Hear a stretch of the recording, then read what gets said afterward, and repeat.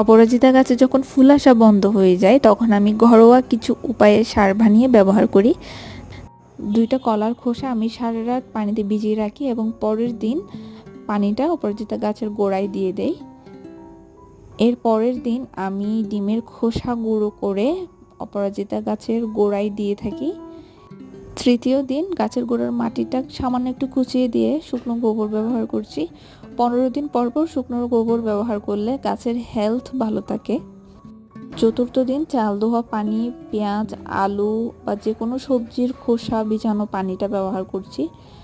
প্রায় 2-1 দিন পর পরই আমি চাল ধোয়া পানি এবং পেঁয়াজের খোসা ভিজানো পানি ব্যবহার করি। এটাও গাছের জন্য খুবই ভালো।